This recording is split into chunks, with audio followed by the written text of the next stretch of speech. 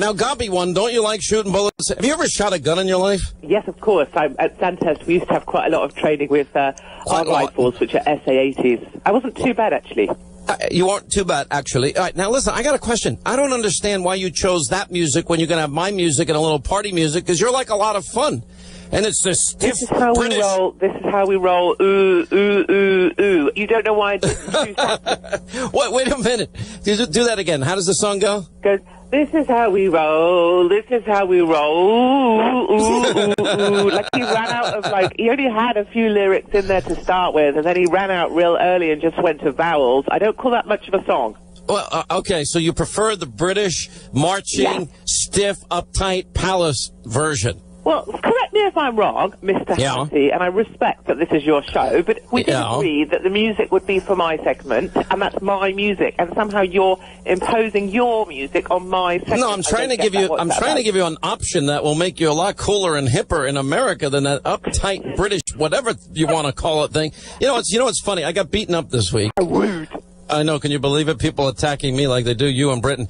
And these pompous, arrogant, elitist, snotty, snooty little, dimwits over at MSNBC, they were like, oh, doesn't Hannity understand Shakespeare? This is the problem. Julius Caesar, et tu, Brute, Romeo, wherefore art thou, Romeo? He knows not. I bet he doesn't even know the century in which Shakespeare actually wrote these plays, and he doesn't even know the meaning, or has never read in his life the plays. I'm like, hey, you moron. You have a nightly assassination of a Donald Trump lookalike, and we just had literally an assassination attempt against congressmen and an assassination list, and you're lecturing me on the benefits and the lack of understanding of the profundity of Shakespeare in the Park when you lay out your blanket and have caviar and champagne and stick it up your nose.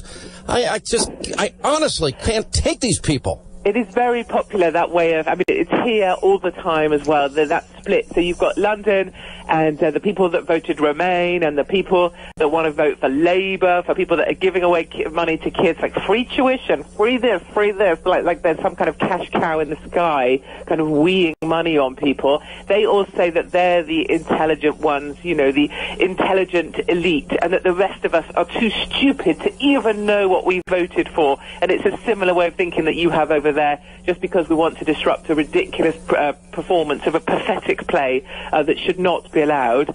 They think you're stupid. Well, you're not stupid. You're considerably smarter than them.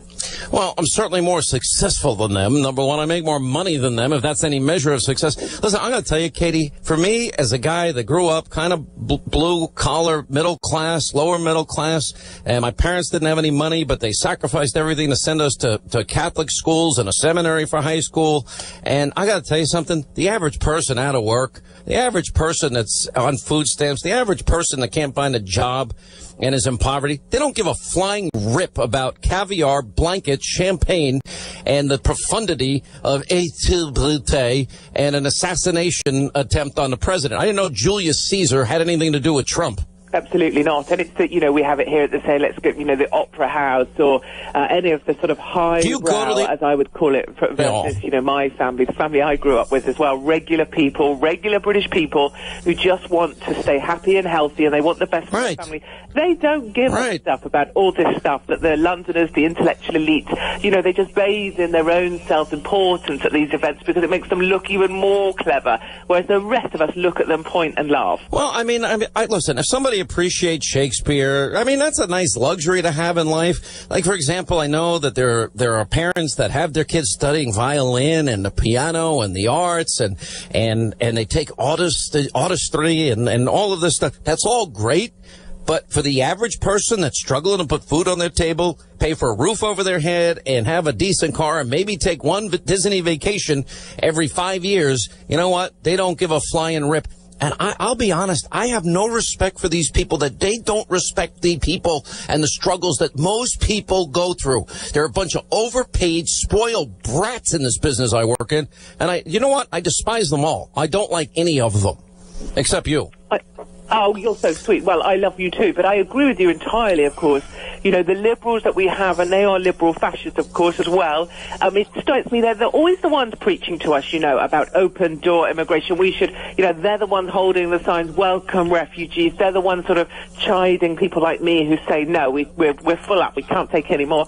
And yet they're always the ones who live in the most expensive, most exclusive, most elite areas of the country. They're the ones with the private health, the private schooling, the private everything, which I respect, private health, private schooling.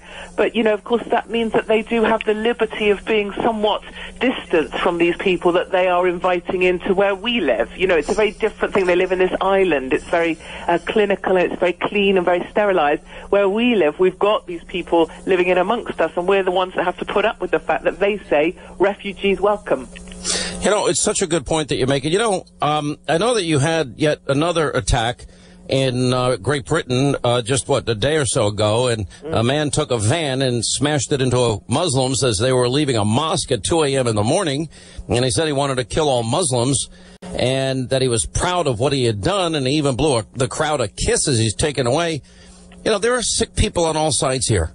There really are. Yeah, there are. I mean, I think I think the mainstream media here have done us a disservice labeling that terror. I mean, I appreciate what he did was hideous, and it was very wrong. He did take a van. He was drunk. He's got a lot of personal issues in his family, and that does not excuse anything. But he did just run that van into someone who was ill on the street and hurt some of the people who were looking after that man.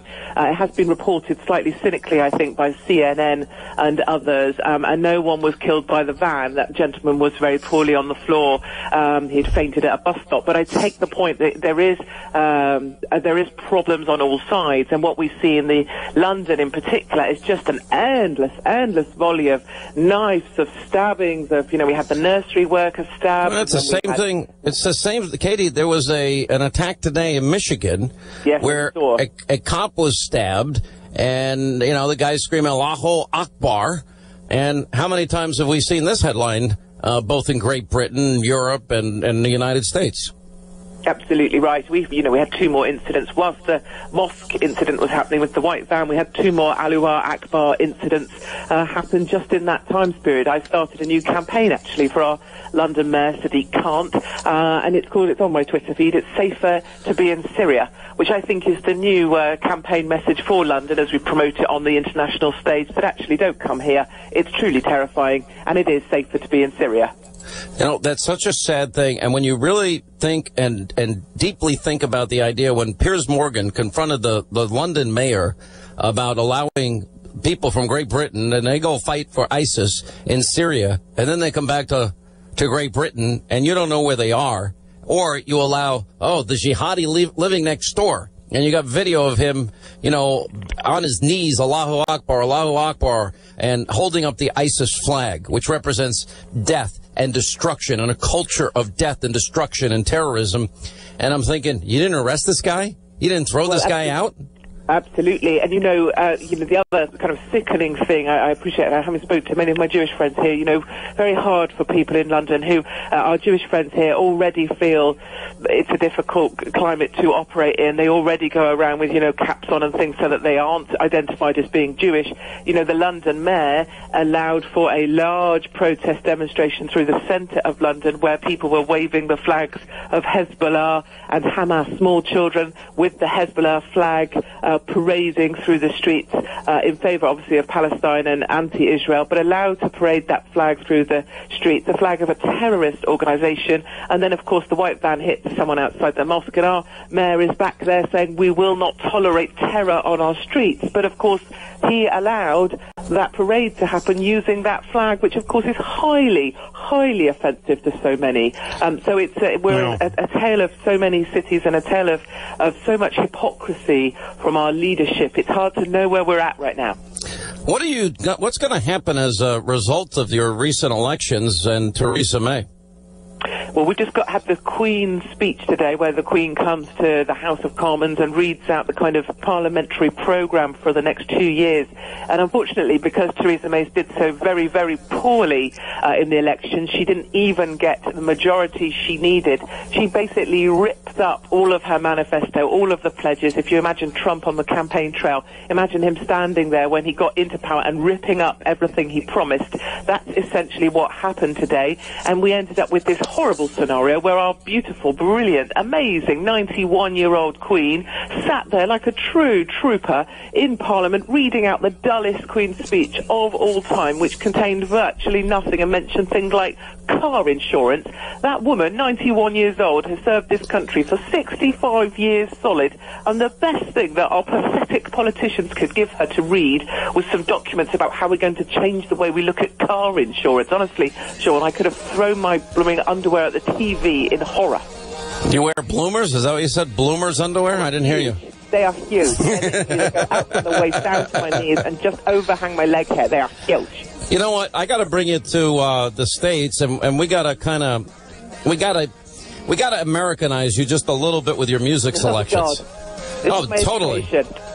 All right. Katie Hopkins, the Gobby One. God bless you, Katie. Thank you.